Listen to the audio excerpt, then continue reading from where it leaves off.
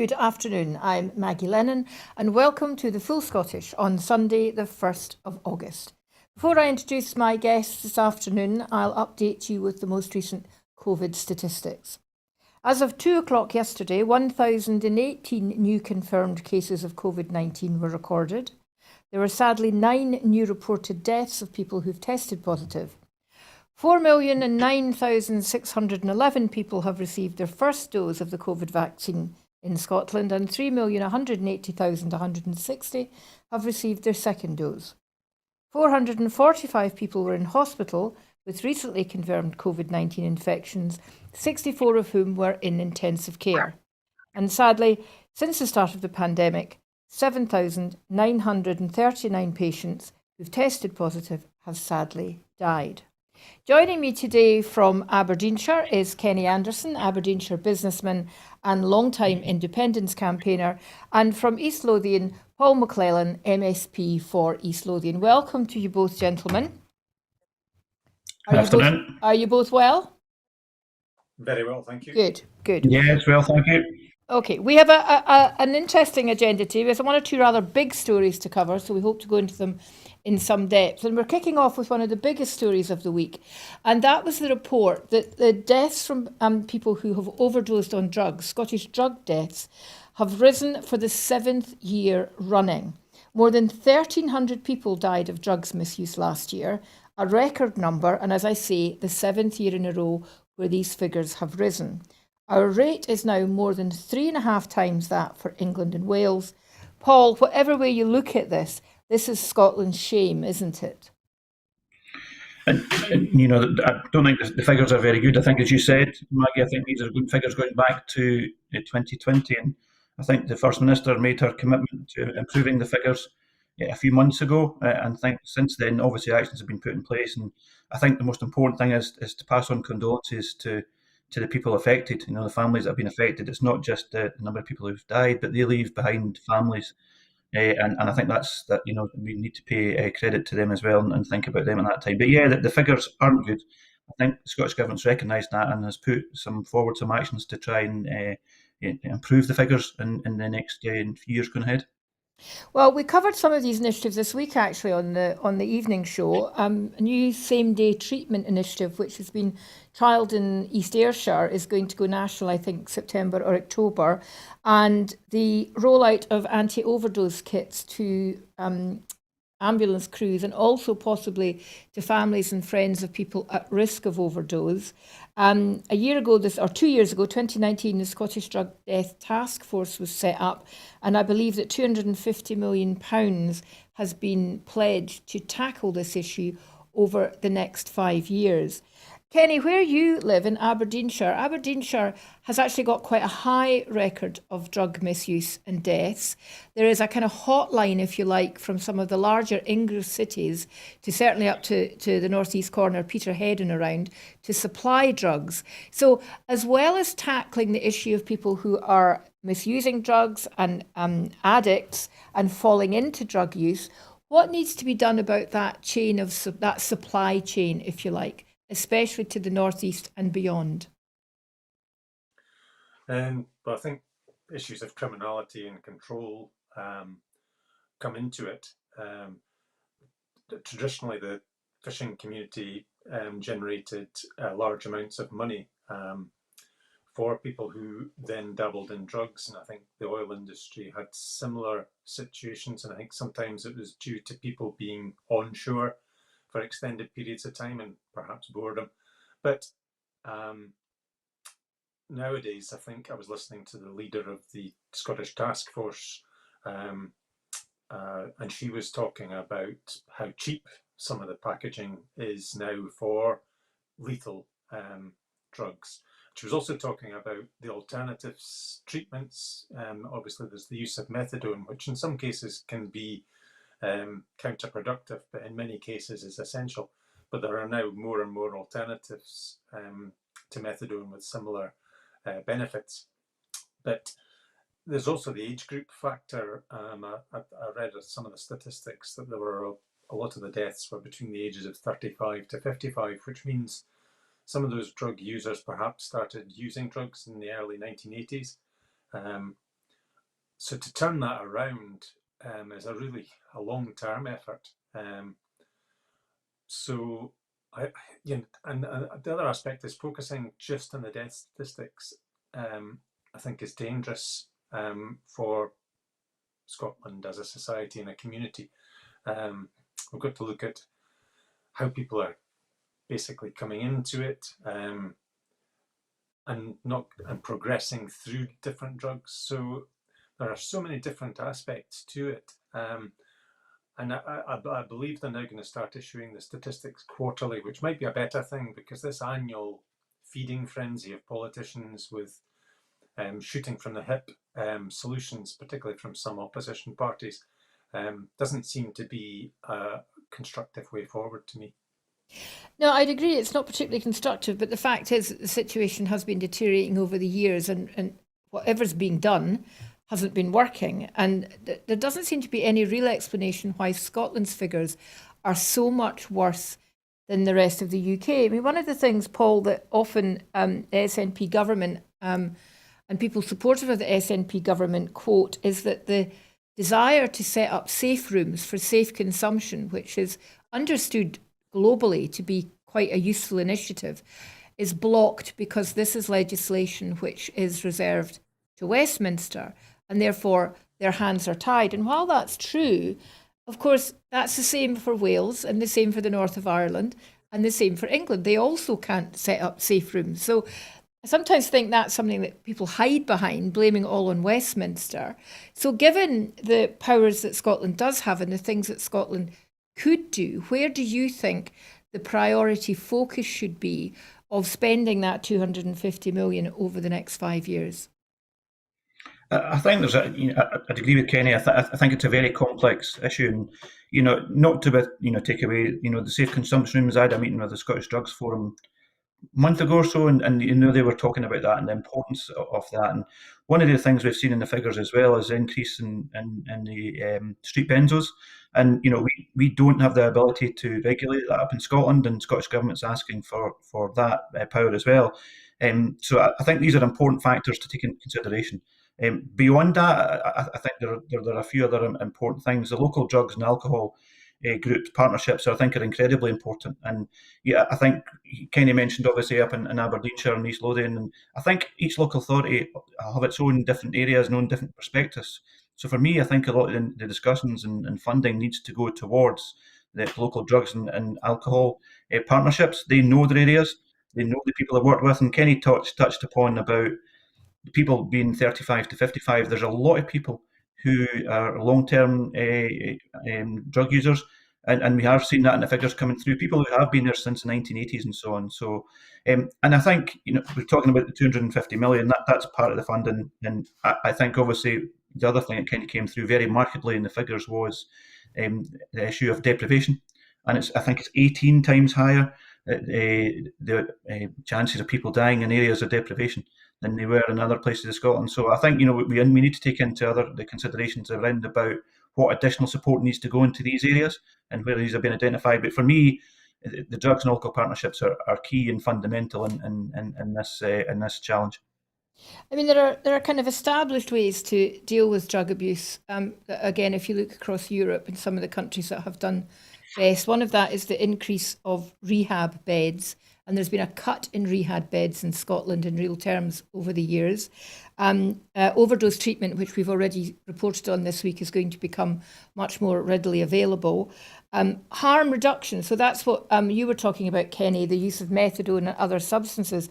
The problem is in Scotland, when you look at the pattern of drug abuse in Scotland, it's often mixed. So it's not just people overdosing or using heroin or cocaine or crack cocaine. They're also using these alternatives, and they're using a lot of street drugs. And Kenny, you were talking about, Paul, you mentioned the cost. Fake Valium is 50 pence a tablet. Now, that's the modern day equivalent of us going to the sweetie shop for a penny tray in real terms. I mean, who can't afford, or who can't not afford 50 pence? So the whole issue of decriminalisation then comes into the picture. So there's a big campaign to decriminalise the use of drugs. Some people all drugs, some people just things like cannabis. while clamping down on the criminality of those supplying it. So, do either of you think that decriminalising drugs is part of the solution? I'll start with you, Paul.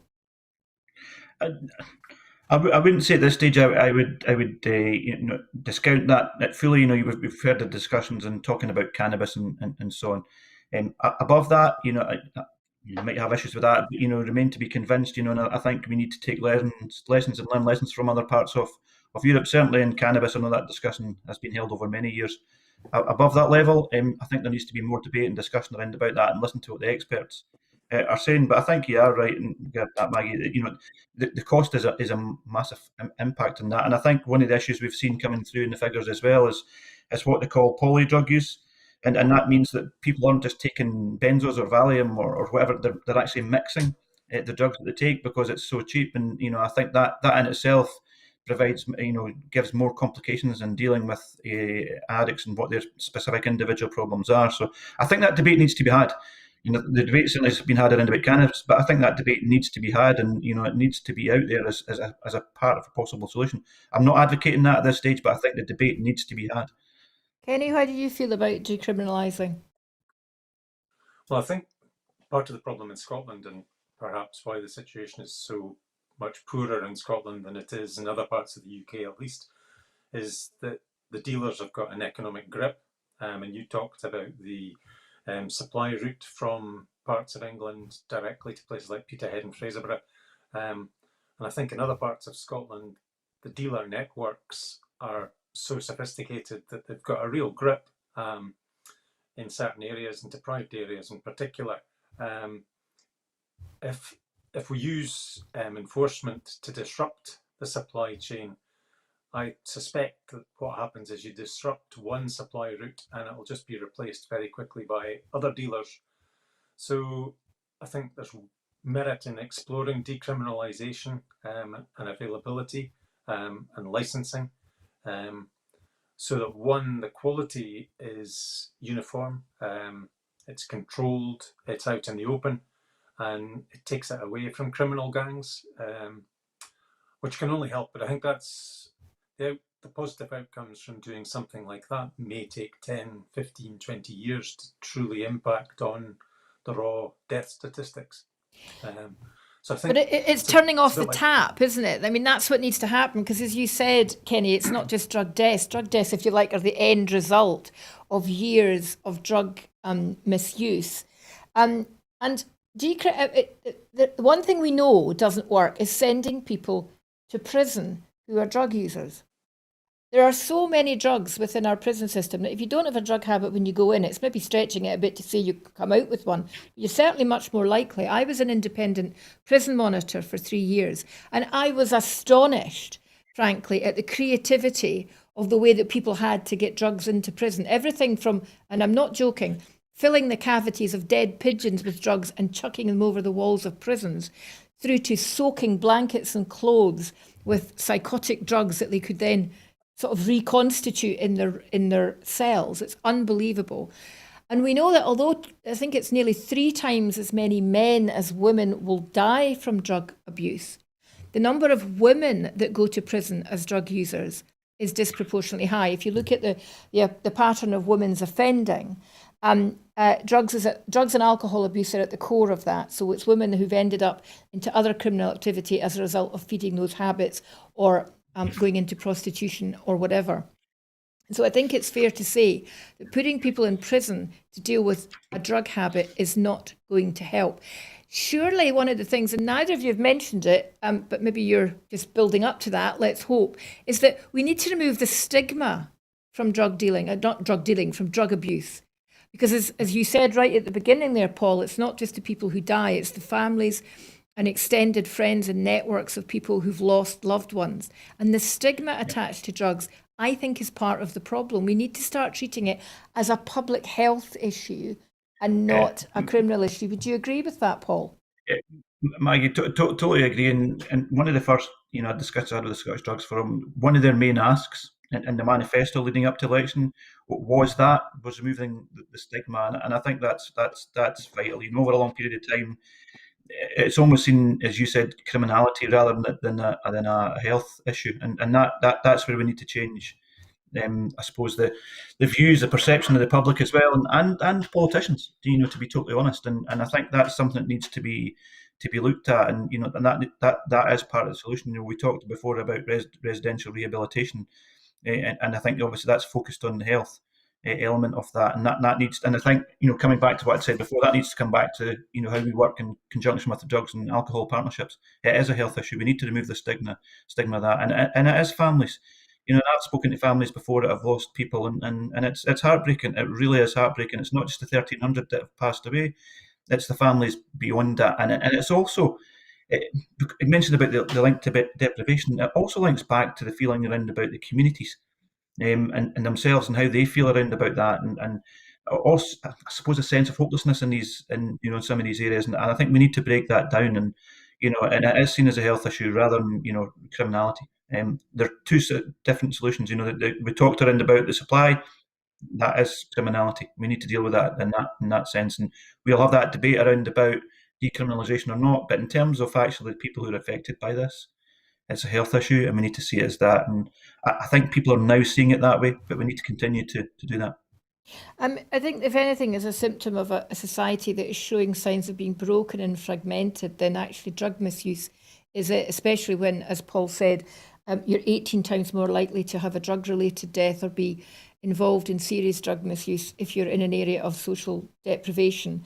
And Glasgow, Ayrshire and Dundee, all areas with massive issues of social deprivation, are leading the table on that. I mean, obviously, Scotland's not the only bit of the UK that's poor.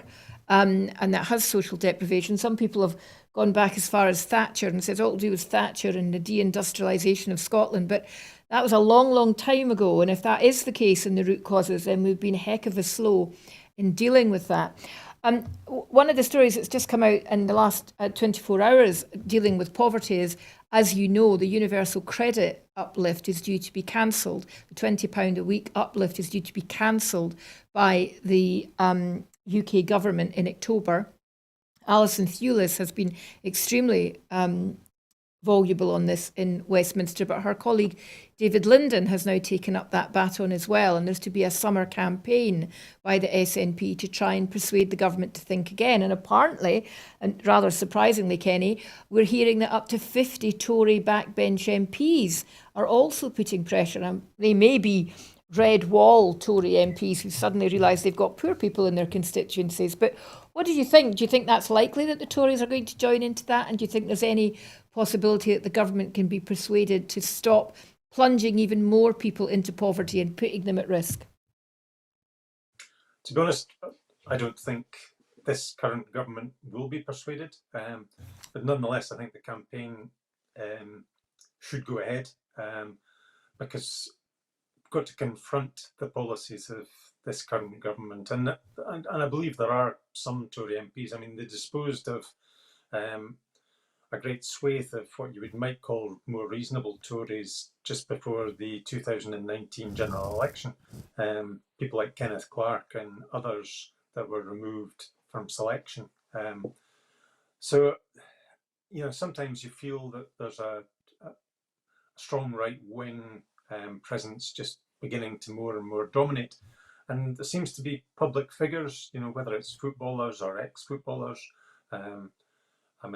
I see Philip Neville, the ex-Man United and England player, being quite outspoken about social issues in a very, very positive way from my perspective.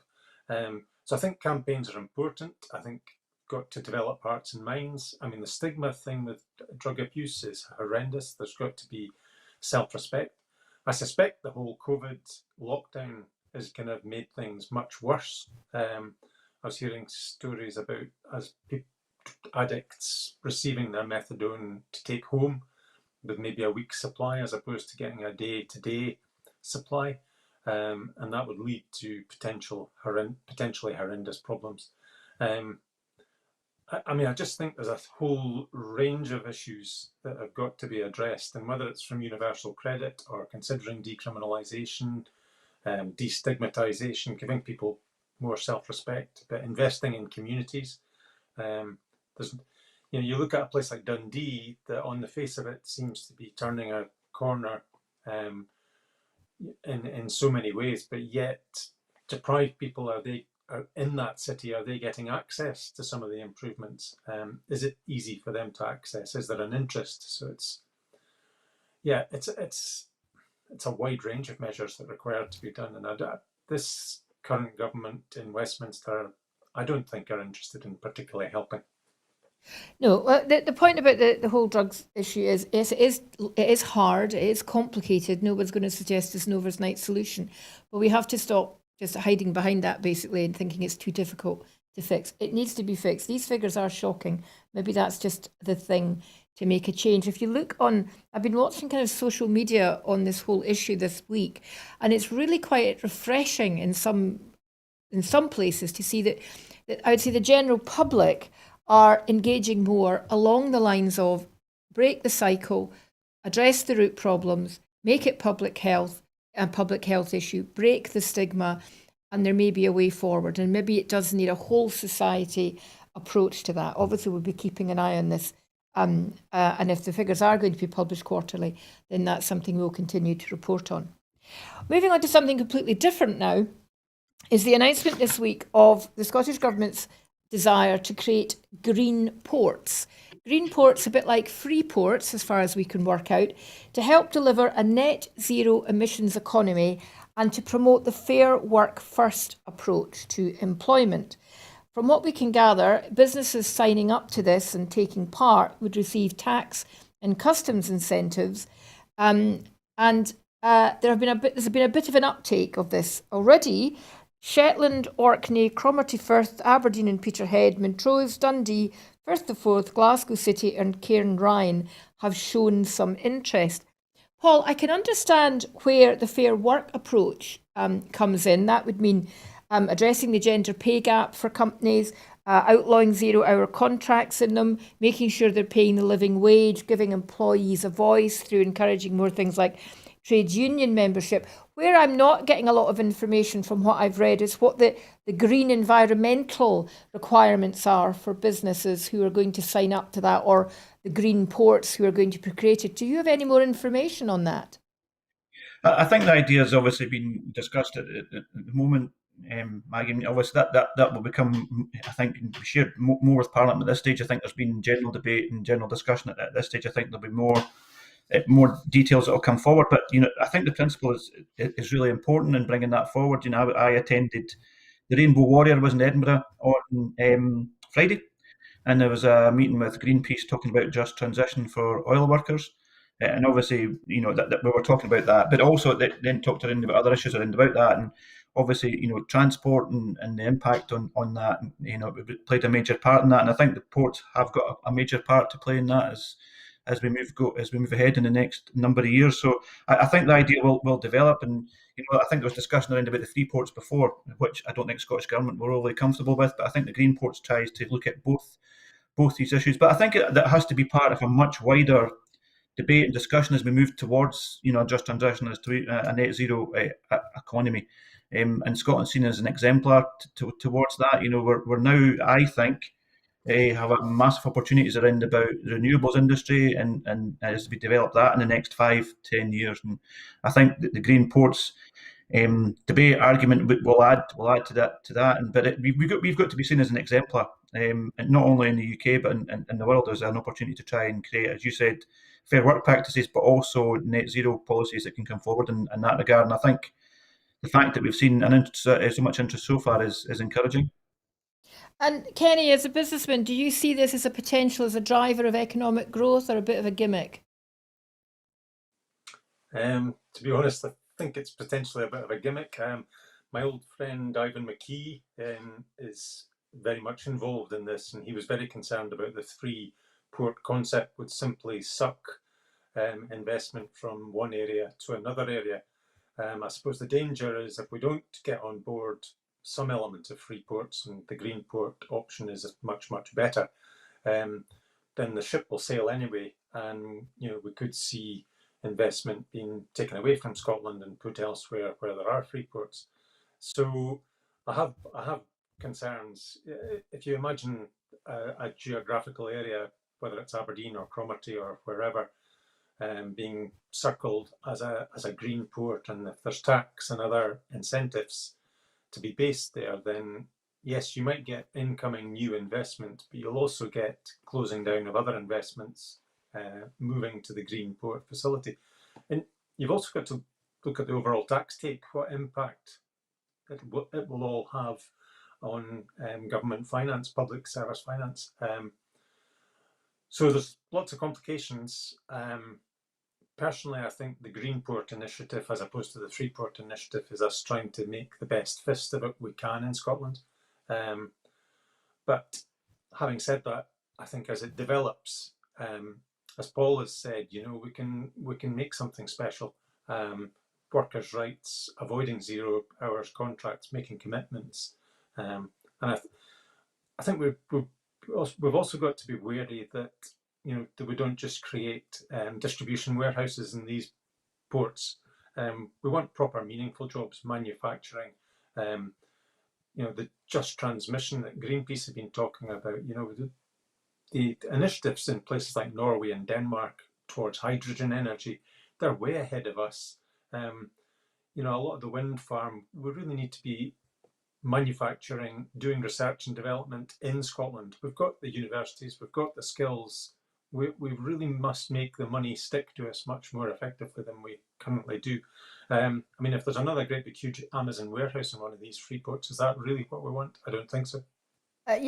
Glad you mentioned the just transition, because obviously that has the biggest impact really on the northeast, which is until recently or currently obviously relies on the oil and gas industry, and that is going to have to change. I noticed that Paul's colleague Gillian Martin, one of the MSPs in Aberdeenshire, has just announced today that she's been doing a survey of businesses in the northeast on what they would like to see from that just green transition. Obviously, it's just finished, so we don't know what the impact will be. But in your experience, Kenny, do people in Aberdeenshire believe that that is a way forward, that is going to be what's going to make sure that jobs maintain in the northeast once we stop relying on oil and gas? I think to some extent people are accepting that, but there's still talk of there being 30 to 40 years of extraction of hydrocarbons in the oil and gas industry. And the price of oil, I think, is floating around the $75 mark, which allows companies to make money in the North Sea. I think offshore, we've got a demonstration project of, I think it's 10 or 15 massive turbines, which Mr. Trump tried to object to and stop happening. But it's a demonstration project. We saw the new turbine that's gone up to the Pentland Firth and has just come online. I think those are areas that we have to develop. And I think people accept if there's jobs. Subsea engineering is massive in Aberdeen for the oil industry, and it would suggest to me that subsea engineering could be at the forefront of offshore floating wind farms, and also subsea turbines, picking up things like currents and wave power and so forth. The Pentland Firth is a perfect example of what can be achieved. But well, I think we've just launched the largest wave turbine machine just off Orkney, yes. I think this week. It looked like it looked like a Boeing 707 that had landed in the sea, I must admit, when I saw the photographs of it. But we seem to be moving in that direction, certainly. On that particular point, that was the components for that were designed elsewhere in the world, and then they were manufactured elsewhere, and then they were brought to Dundee and assembled. So it's a perfect example of where we ought to be at the forefront of design. Yes. And manufacture, as well as assembly and positioning. Paul, in order for the Greenport idea to fly, including things like tax and customs incentives, the UK government has to be involved. Do you know if they've responded to the overtures from the Scottish government? Not as yet. As far as I think that you need to question obviously to Ivan McKee, and I think Ivan has certainly written to them in this regard. That I don't think he's heard back. He may be able to tell you different, but you're right. And again, it comes back to the whole discussion around about independence and what powers we have to create business and attract business, and we should have the ability to do that on our own, not have to go hand and cap in hand to the UK government. So, I think that adds to the debate around about that. And I think it needs to be a part of a wider debate around about our maritime strategy as well, particularly in the back of Brexit. We've got ideal opportunities to look at that. And Kenny also mentioned about the opportunities, and I think I touched on it. I was at the event on Friday about just transition, and I had a meeting last week with SSE who were talking about, they have a proposal and it's called the Berwick Bank, and it's got the ability by 2030 to produce 4 gigawatts. So it's almost a third of what Scotland needs to its potential in the next 10 years. It's 40 kilometres off the East Lothian coast, and I had a discussion with them, spoke to local authorities, and we've now got a summit where we're going to get the local authority, SSE, and colleges and universities together to look at opportunities. One around about manufacturing, because in the past we've seen offshore wind farms being manufactured overseas and brought into Scotland. We have an ideal opportunity to do that, and also there's going to be massive operational maintenance opportunities around about that as well. And can we look at bases around about that? So we have to learn the lessons from the past. We have to make sure the renewables growth in the next 5-10 years, we need to benefit from that on a local basis. And I'll be working hard certainly in East Lothian to make sure that we can look at manufacturing possibilities, and also looking at the long-term operational maintenance opportunities after that as well. And we have to now start preparing these skills and that are required through our colleges, through universities, through our schools, to make sure when they're ready to develop that, we're in a position to deliver that and bring the benefits back to Scotland. I think it's fair to say the roadmap for what needs to happen is fairly clear, and it does appear that most people are on board. And in a way, you need this to be a whole country objective and initiative for the whole country to get behind that.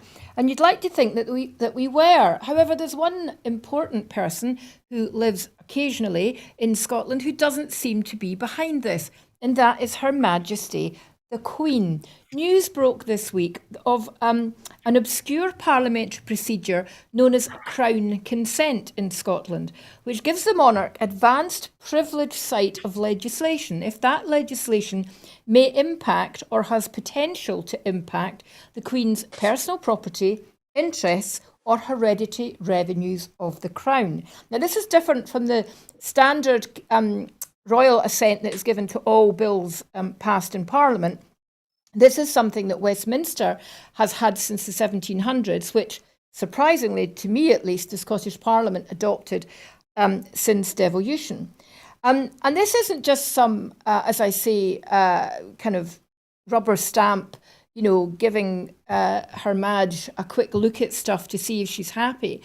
What's really set the cat amongst the pigeons is the knowledge and the understanding this week that on several occasions, not only has she seen that legislation, 67 bills from the Scottish Parliament have been sent to the Queen for specific consent because it may have impacted on her wealth, her property, or her interests.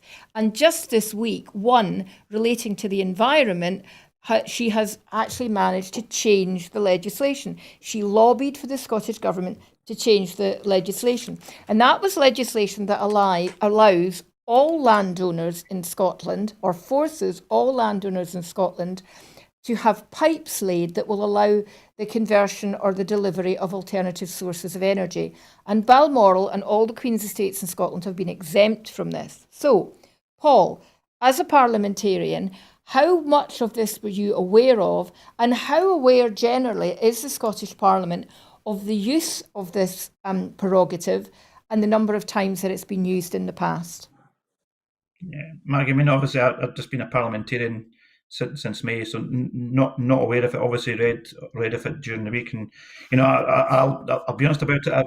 I'm a Republican. I've always been a Republican, and that's not just with the UK monarchy. I just don't believe in monarchy at all in any part of the world. So that's an important context, I think, for myself. But it wasn't aware of it. Obviously, it's passed on, and the next stage we get, obviously, it's been given assent by the Queen. So it's something I've been aware of, and I think there are a few key principles. I think for me, I think it's imperative that the royal family remain impartial. And I'm very concerned that that they've been lobbying on bills that have been passed by parliamentarians who've been voted in, whether it's UK or Scottish government. So that concerns me. I know there's a convention around about not discussings that go on between government and the monarchy, and I think there needs to be more transparency. And I know Hamza Youssef has talked about that during the week when he was questioned about that, and I think that needs to be seriously looked at, But the Queen should be no different to anybody else. If there's laws that are there through Scottish or UK governments, they should be, the UK monarchy should remain impartial, shouldn't be allowed to lobby in that regard. Well, as a constitutional monarchy, the monarchy are not allowed, or supposedly not allowed, to engage in politicising or having any influence on legislation. I think is true. I can't remember. They're meant to advise, guide, and something else. So I'm just wondering, Kenny, what would have happened? Maybe you don't know this, but maybe you do. What would have happened if the Queen had said, I want Balmoral and my estates to be exempt from this, and the Scottish Government had said, no, we're not going to make it exempt? What would have happened? It's very hard to tell. I wasn't aware of this archaic facility or prerogative that the Crown has, and it just seems wrong. And you look at the history of land reform in countries like Scotland in the past. I mean, what Ireland did to reform their land ownership. I think probably I'm exactly the same as Paul. I'm a Republican at heart. I don't think we should have a monarchy. It throws up all sorts of things. It ties in with the Lords reform, the House of Lords reform, or removal would be far better, or replacement. But the royal family have got a history on this. Before this all occurred, there's been quite a few articles about an estate which adjoins Balmoral, which the Queen owns, and it runs from Balmoral towards Tomintoul and the Lecht. It's called Dal na Damp, and it was gifted to Prince Charles as a wedding gift. Now, they burn the heather in that estate for maintaining grouse shooting, which is arguable anyway, but it destroys trees. So there's a lot more erosion, and Prince Charles has talked a lot about his green credentials, about his land reform credentials, but when push comes to shove, the actual facts fly in the face of his beliefs, and nothing has been done at Dal na Damp to improve the land. And these mutual heating systems that this particular legislation was altered on is an improvement to land use. And having great tracts of grouse mowers that support 4 or 5 jobs when better land use could perhaps support 400 or 500 jobs has gone on far too long in Scotland. And it's one of the reasons that I became active for independence in the 1970s, because round Upper Bampshire we see land use or land misuse all over the place, and it's got to stop. It's something I think that people like Andy Whiteman have talked about. It would be interesting to hear his views on this particular thing, and he won't be part of any coalition because he's no longer an MSP and he's not part of the Green Party. But I think if he'd been in government when that had come back from the lawyers of the Crown, there would have been hell to pay, and I think there should be hell to pay.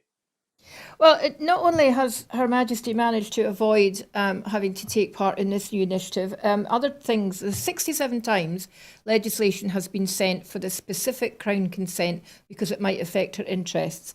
We don't know the impact of all of them. We don't know just how many have changed, but the ones we do know about, the same thing meant that she got a rate review of a deer forest cut in half.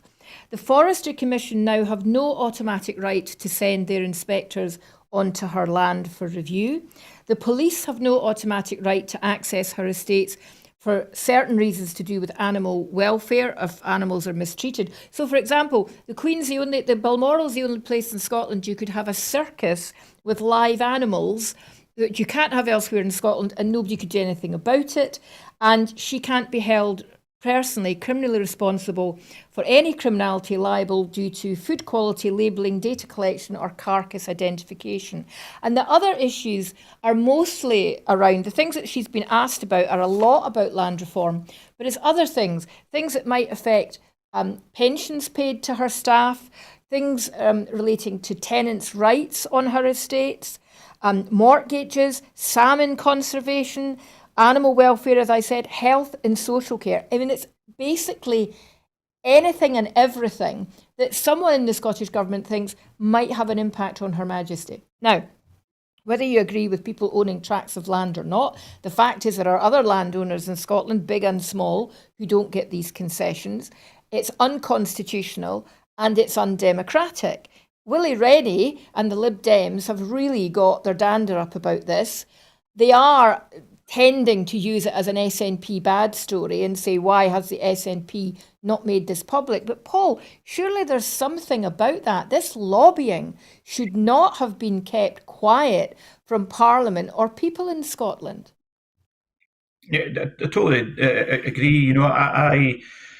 If I'm lobbied, then as an MSP, that has to be as part of the lobbying register, and that there are strict rules around about that, and the monarchy should be no different, absolutely no different, and they should be, they should have the same, I suppose, the same obligations as anybody else. Lobbying myself, for example, would be on that, and they need to give the reasons why it needs to be in there, and that needs to be as transparent as any other lobbying organisation is.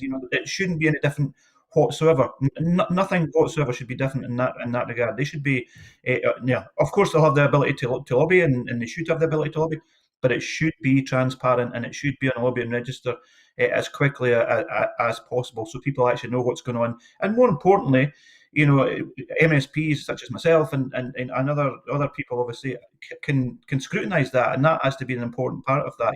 The monarchy should be no different, absolutely no different in that regard, and we should be looking at this as a matter of urgency going forward.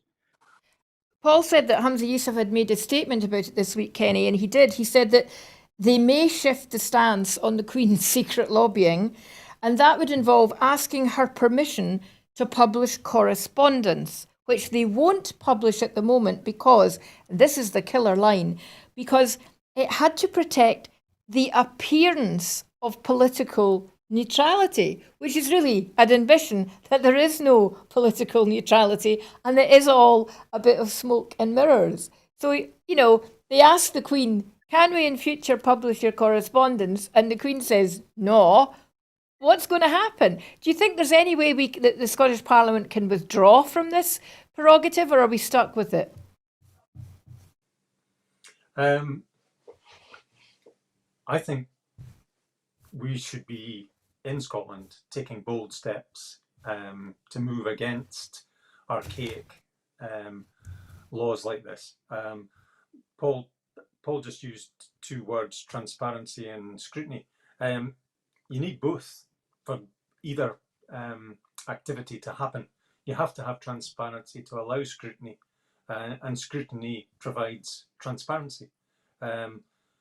It just beggars belief that I think you're absolutely right. I think a letter to the Crown asking for permission to publish correspondence will go in the slow reply tray, and eventually a woolly no will come back.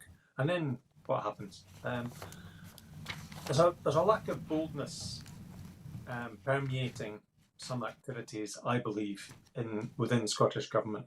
We have to stand up to our full height in Scotland and do the right things. And the examples that you cited of the 67 interventions, they're quite astounding on animal rights and labelling of produce and access to assess criminal activity. I mean, we're hearing a lot about estates where dead birds of prey have been found and so forth. But I mean, that's just tip of the iceberg. I mean, the Forestry Commission is possibly one of the best examples of better land use. So the simple answer is we've got to become more bold and stand tall and do the right thing. Well, I think this is a story that will run and run, and I'm sure we'll be hearing more about it. And it's certainly got a lot of people, independent supporters, and not very, very upset. So let's see if we can make some changes in the future. Moving to another topic completely, the rather astonishing discovery this week that the Home Office spent nearly £30,000 of public money creating a fake website called On the Move. This is a website that is sending out links to migrants and asylum seekers in Belgium and France, trying to dissuade them from coming to the UK. There's nothing on the website to say that it's part of the government. There's nothing on the website to say that it belongs to the Home Office. It has a .org address, which most people assume is a charity. And it's really trying to capture information from people who might be willing or thinking about making an informal entry into the UK. It invites migrants to email questions, so they're gathering all that sort of information. It gives false information on deportation. It claims travelling across the channel in a dinghy is a criminal offence, and it says there is no hiding place. Paul, surely this kind of misuse of public money to this kind of false website is something that should be getting condemned across Parliament. Has anybody in the Scottish Government made any comment about this?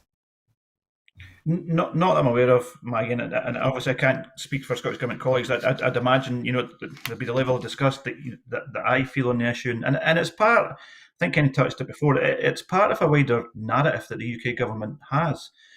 For example, we talked just a month or so ago. We talked about the foreign aid cut, and there was a small rebellion then by Tory MPs talking about that, but it still went through. And and at the same time they're supplying weapons to Saudi Arabia to bomb Yemen, and a lot of time we then try and send funds to Yemen. It's part of a wider narrative, and this is a long-term trend. This is the same government, for example, when Theresa May was Home Secretary, it was going around telling people to get out, and had vans going around telling people to get out. So it's part of a long-term trend, and and again, this comes back to, and I'm sorry to keep on pushing this, but Scotland needs its own asylum and immigration policy, and only independence can deliver that for it. Scotland wouldn't be able to wouldn't have this kind of policy that's there. So I find it absolutely abhorrent. But it's you just have to look at Scotland in the last few months as well, when we had the looking into the issue in Kenmure Street, when the UK government tried to deport people, and very, very quickly people were in Scotland and in Glasgow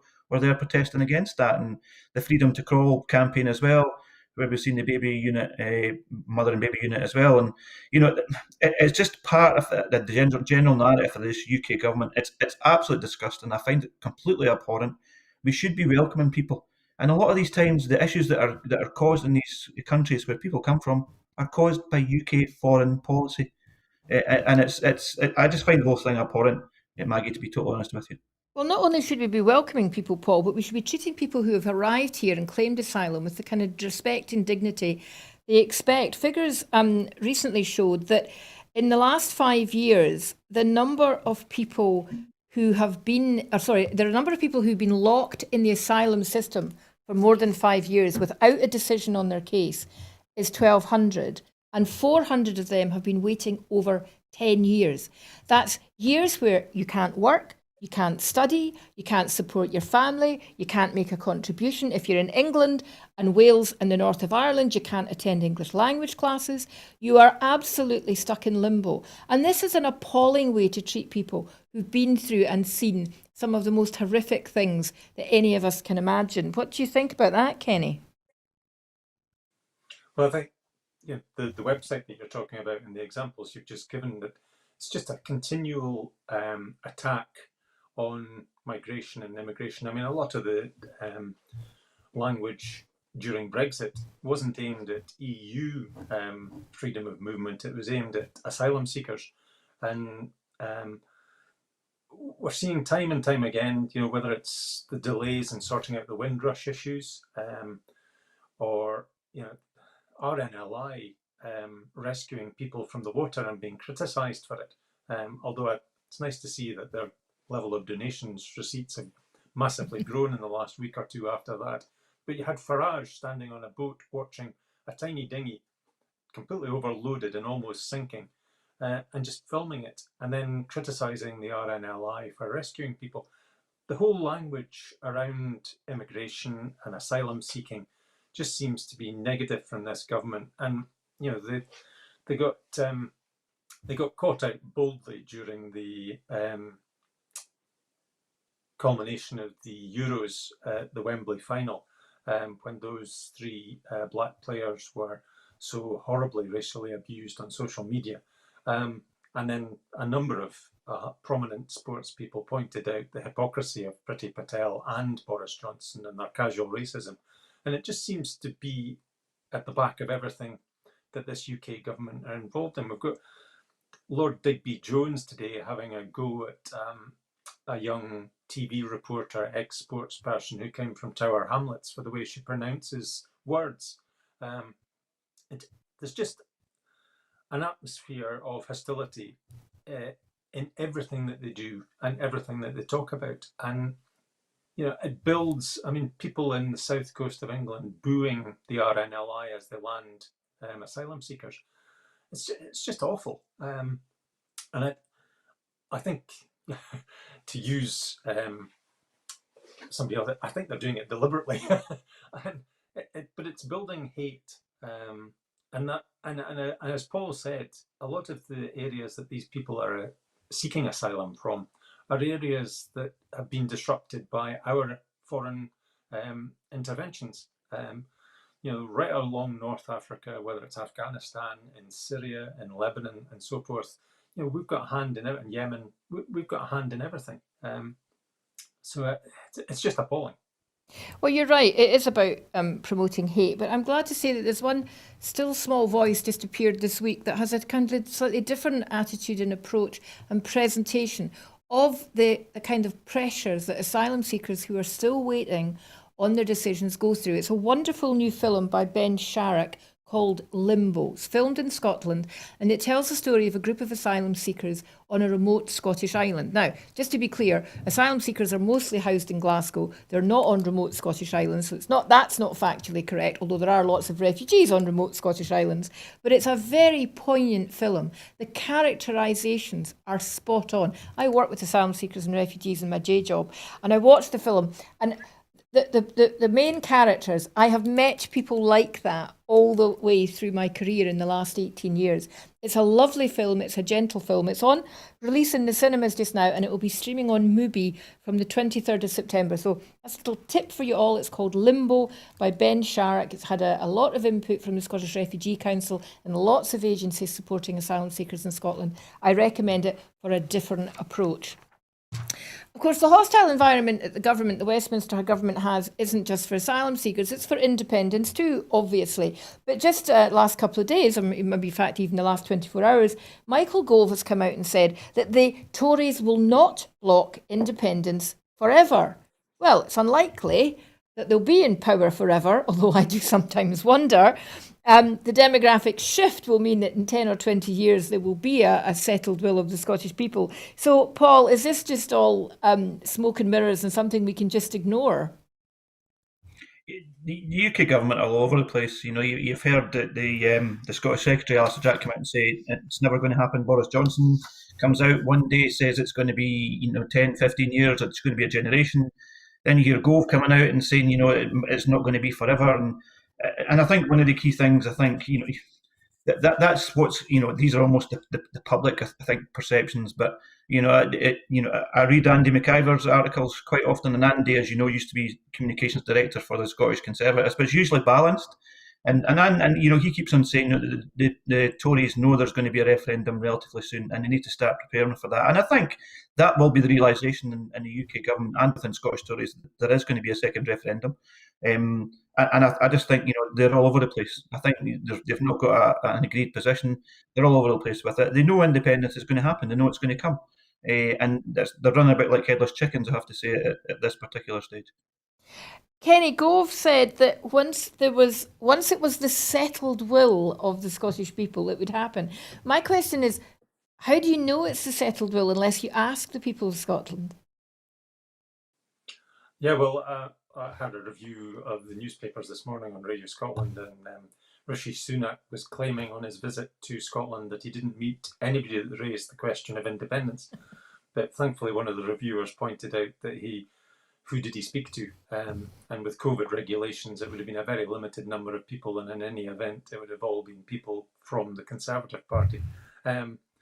So yes, finding the settled will, you've got to ask them, and you've got to ask them properly, and the most sensible way to do that is in a referendum. But I think what Gove and some others are trying to do is trying to present a plausible position, saying, well, yes, there will be one, but not just now, and some people might go away and accept that. And what they're hoping is that by the time of the next Scottish election, they'll be able to prevent the SNP and the Greens having a majority between them, and then can brush it or kick it into the long grass for even longer. So I think Gove has got, that's his particular way of dealing with it. I think probably Rishi Sunak is completely out of touch with any opinion from within Scotland. But they're obviously upping their game of coming up to Scotland on day trips again. It'll be interesting to see what impact that has on opinion polls. But I think the settled will of at least 50% of the population is pro-independence. So I think, we've got to get on and be bold, stand tall, and, to coin a phrase, get on with it. Indeed. We're going to end on a really positive note, however, today, and that is the fantastic news that Great Britain's swimmers have had a fantastic Olympic Games with a total of 8 medals, 4 of which, 1 gold and 3 silver, have been won by Stirling swimmer Duncan Scott. That means that Duncan Scott has won more medals in a single Olympic Games than any other British Olympian ever. It's a fantastic record. And with 6 medals, including the 2 silver from his previous Olympics, he's up there now with the other great Scottish Olympian, Sir Chris Hoy. So, have you been watching the Olympics at all, Kenny? I have, and I was listening to reports on Duncan's great achievement. And what's even greater is that he's a bit disappointed, apparently, that they weren't all gold. So the guy is highly ambitious. He's 24 years old. And what's more important is that he's training on a regular basis with other young athletes and bringing them on. And success breeds success.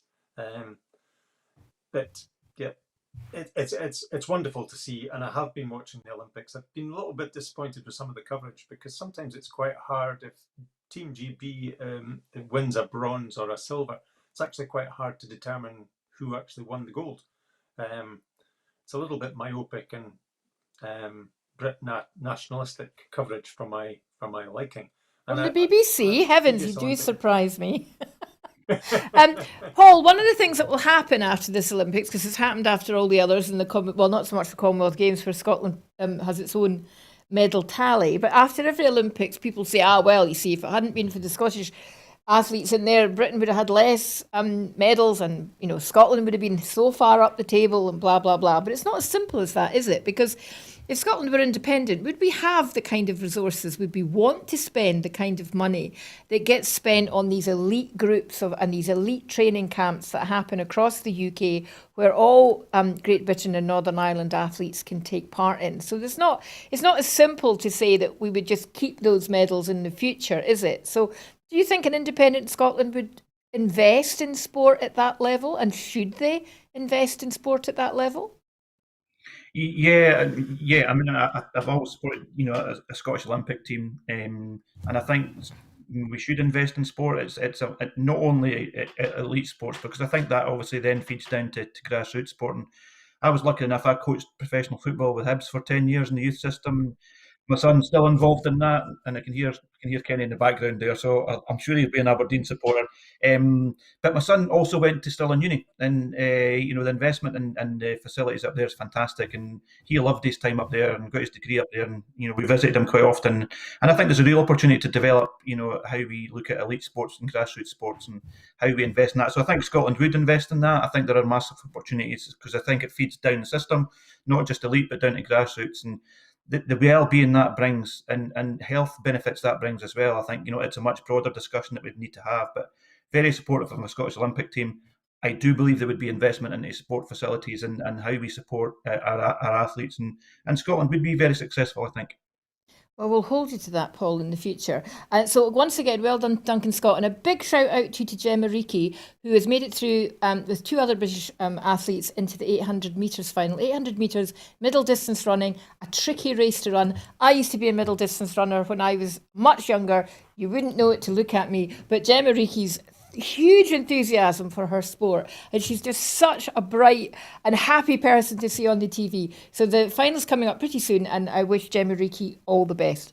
That's everything for today. Thank you for to my guests for participating, and thank you for watching. We covered some big stories today, and some of these stories I'm sure we'll come back to because they're important. Drug deaths in Scotland is something that needs to be tackled, and we really need to get to the bottom of constitutional change in Scotland, which is going to make a difference to the kind of ridiculous lobbying that certain members of the royal family can continue. As we always say at the end of this programme, it takes money to keep Broadcasting Scotland on the air. We've got fantastic facilities here in Glasgow. We've got an outside broadcasting unit just being completed that we want to get around the country. So if you've enjoyed today, please go online to www.broadcastingscotland.scot/register and make a donation. Make it a regular donation. Subscribe to keep supporting us. All of us who are presenting on the programme are not paid a salary for doing this. We do it out of the goodness of our heart and because we believe in Scotland needs an independent broadcaster, and this is it. So if you think that too, please help us make that a continuing reality. I'll be back on Monday with Scotland at 7, and I'll be back next Sunday as well. Until now, have a very pleasant weekend. Thank you.